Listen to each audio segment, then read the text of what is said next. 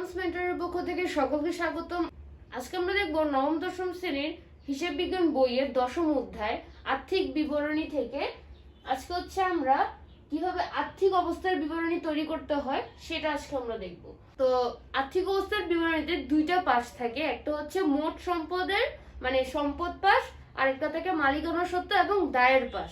তো আগে আমরা মোট সম্পদের পরিমাণ কিভাবে বের করতে হয় সেটা দেখব।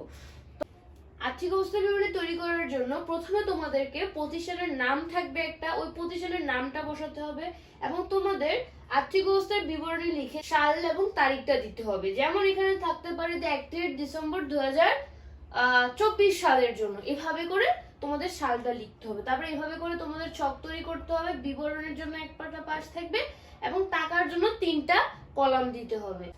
তো প্রথম কলামে হচ্ছে যতগুলো ক্যালকুলেশন আছে, হ্যাঁ, সেই ক্যালকুলেশন করার জন্য প্রথম কলামটা। তারপর দ্বিতীয় কলামটা হচ্ছে তোমাদের এখানে যে এখানে যতগুলা যে হিসাবগুলো থাকবে সেই হিসাবের টাকাগুলো তোমরা দ্বিতীয় কলামে লিখবে এবং তারপর সেটা ক্যালকুলেশন করার পরে তোমাদের যে মোট অ্যামাউন্টটা বের হবে সেটা তোমরা 3 নম্বর যে কলাম সেই 3 নম্বর কলামে হচ্ছে টাকার কলামে হচ্ছে এটা অ্যামাউন্টটা বসাবে। তো মোট সম্পদ বের করার জন্য দুইটা পদ্ধতি রয়েছে। অনেকে হচ্ছে চলতি সম্পদ দিয়ে প্রথমে শুরু করে, প্রথমে চলতি সম্পদ, তারপরে হচ্ছে দীর্ঘমেয়াদী বিনিয়োগ, তারপরে হচ্ছে স্থায়ী সম্পদ, তারপরে হচ্ছে অলিক সম্পদ। আবার অনেকে হচ্ছে স্থায়ী সম্পদ দিয়ে শুরু করে, স্থায়ী সম্পদ, দীর্ঘমেয়াদী বিনিয়োগ, চলতি সম্পদ, তারপর অলিক সম্পদ। তোমরা চাইলে এই সিকোয়েন্সটা মেনটেন করতে পারো।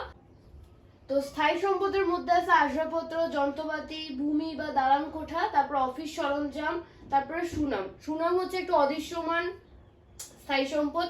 তো এখানে সুনাম ছাড়াও থাকতে পারে ট্রেডমার্ক, তারপর হচ্ছে কপিরাইট, এই ধরনের অদৃশ্যমান যে সম্পদগুলা সেগুলো থাকতে পারে তোমাদের প্রশ্নে। তো এই স্থায়ী সম্পদগুলো তোমাদের প্রথমে বসাতে হবে। তো তোমাদের স্থায়ী সম্পদ যেগুলো প্রশ্নে দেওয়া থাকবে সেখান থেকে হচ্ছে পঞ্জীভূত অপচয় বাদ দিতে হবে। তো প্রশ্নে তোমাদের রেওয়া মিলে পঞ্জীভূত অপচয় থাকতে পারে, তার সাথে হচ্ছে যে চলতি বছরের অপচয় বের করে পঞ্জীভূত অপচয় যদি রেওয়া মিলে থাকে সেক্ষেত্রে পঞ্জীভূত অপচয়ের সাথে হচ্ছে চলতি বছরের যে অপচয় সেটা যোগ করে তোমাদের পঞ্জীভূত অপচয় বের করতে হবে। বের করে তো যে স্থায়ী সম্পদগুলো তোমাদের দেওয়া থাকবে সেখান থেকে তার পঞ্জীভূত অপচয় বাদ দিতে হবে, তাহলে তোমাদের স্থায়ী সম্পদের পরিমাণ বের হবে। তারপর তোমাদের হচ্ছে দীর্ঘমেয়াদী বিনিয়োগ। তোমাদের প্রশ্নে একটা দীর্ঘমেয়াদী বিনিয়োগ থাকতে পারে, এই বিনিয়োগ লেখাটাও থাকতে পারে অথবা বিনিয়োগের জায়গায় লিখতে পারে লগ্নি লিখতে পারে, শেয়ার লিখতে পারে, তারপর সঞ্চয়পত্র লিখতে পারে। তো এই ধরনের দীর্ঘমেয়াদী বিনিয়োগ তোমাদের প্রশ্নে থাকতে পারে। তারপর চলতি সম্পদ। তো এই চলতি সম্পদের মধ্যে তোমাদের থাকতে পারে নগদ, ব্যাংক জমা, সমাপনী মজুত পণ্য, এটা একটা চলতি সম্পদ। তারপর দেনাদার। তো দেনাদারের জন্য এখানে দেনাদারের সাথে একটা ক্যালকুলেশন করতে হবে।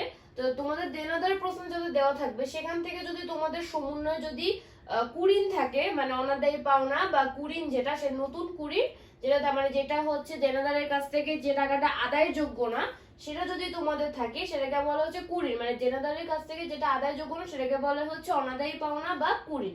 তো তোমাদের সমন্বয় যদি নতুন কুড়িন থাকে সেটা দেনাদার থেকে বাদ দিতে হবে। তারপর নতুন কুড়িন সঞ্চিতি। তো নতুন কুড়িন সঞ্চিতি কিভাবে বের করে, নিট দেনাদারের সাথে তোমাদের যে পার্সেন্টেজটা দেওয়া থাকবে, যেমন তোমাদের প্রশ্ন থাকতে পারে সমন্বয়ের মধ্যে যে দেনাদারের উপরে হচ্ছে 10% কুড়িন সঞ্চিতি ধরতে হবে বা রাখতে হবে। এখন তোমাদের দেনাদার যত রেওয়া মিলে দেওয়া আছে সেখান থেকে তোমরা হচ্ছে তোমাদের যে কুড়িন যেটা তোমাদের সমন্বয় থাকবে যে নতুন কুড়িন বা দেনাদারের কাছ থেকে বলবে যে এত টাকা আদায়ের যোগ্য না, তো সেখান তোমাদের সমন্বয় যে কুড়িনটা থাকবে সেটা দেনাদার থেকে বিয়োগ করে যদি অলিখিত বিক্রয় থাকে, অলিখিত বিক্রয় এটা কোথায় থাকবে, এটাও তোমাদের সমন্বয় থাকতে পারে। তো অলিখিত বিক্রয় যদি থাকে সেটা যোগ করতে হবে। যোগ করার পরে তোমাদের বের হবে নিট দেনাদার। তো নিট দেনাদারের সাথে যত পার্সেন্টেজ করতে বলছে এটা ক্যালকুলেশন করে তোমাদের বের হবে যে নতুন কুড়িন সঞ্চিতি।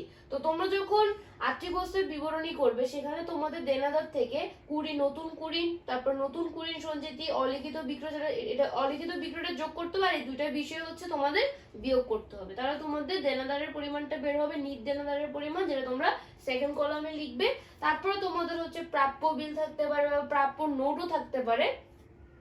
তারপর হচ্ছে অব্যবহৃত মণিহারি, এটা একটা সম্পদ। মণিহারি একটা খরচ, কিন্তু অব্যবহৃত মণিহারি একটা সম্পদ। অফিস সাপ্লায়ার্স বা অফিস সরবরাহ, এটা একটা সম্পদ হিসাবে ধরবে।